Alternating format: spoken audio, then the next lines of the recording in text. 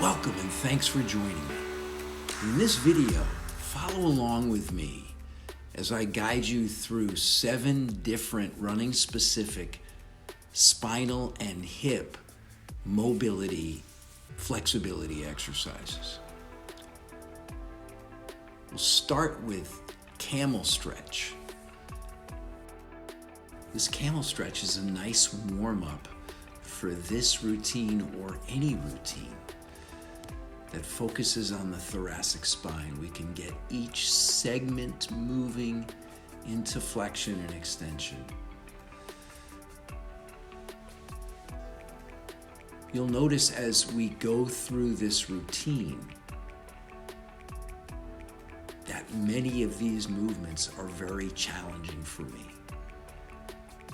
I'm not ashamed to say, like many of you, I'm working on mobility, constantly seeking more motion and movement through my spine, particularly the thoracic spine. In this quadruped reach, set up in a nice quadruped position, get comfortable, and then reach through and rotate. As mentioned, don't be afraid to pause the video at any time and spend a little bit extra time on any of these positions that feel good. You could spend up to 2 minutes and stretch and then go through pails and rails if you felt that would be helpful, and it certainly would. The kneeling spinal stretch is again a position we'll do from quadruped. Quadruped's effective because it allows us to stabilize our hips and pelvis and focus more of the motion through the mid-back portion of our spine. Relax your head down comfortably. Get into a comfortable position and then reach and rotate.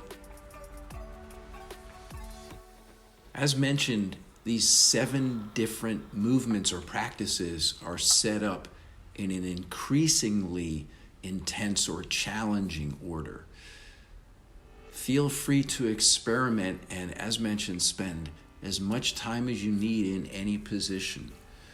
Challenge yourself, but also remember it's perfectly fine to spend more time on some of the easier positions and get comfortable with those. We'll now raise intensity slightly and move into the seated spinal twist.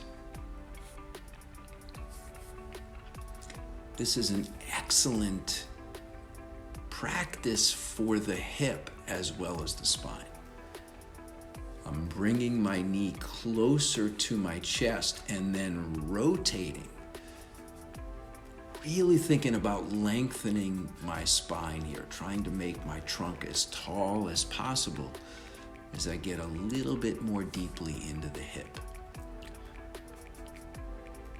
Try to keep the superior leg foot flat on the floor and find a comfortable position for the bent knee, bottom leg that allows you to get into a deep stretch for the hip and good rotation through the spine.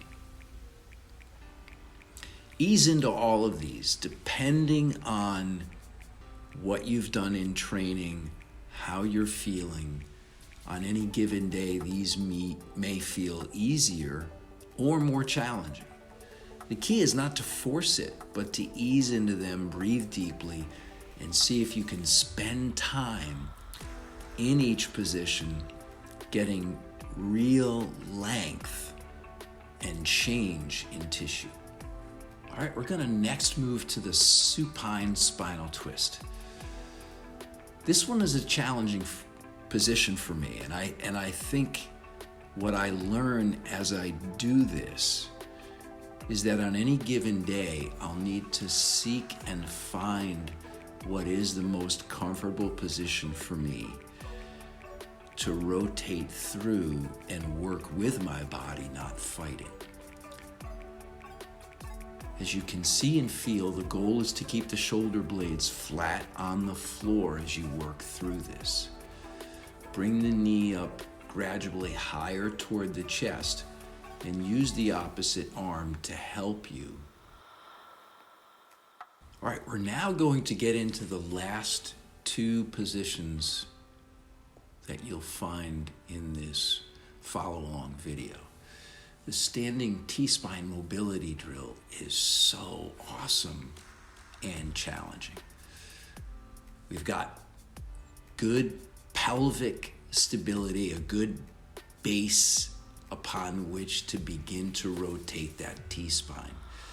So we're challenging long adductor flexibility as well as our ability to rotate through the mid-back.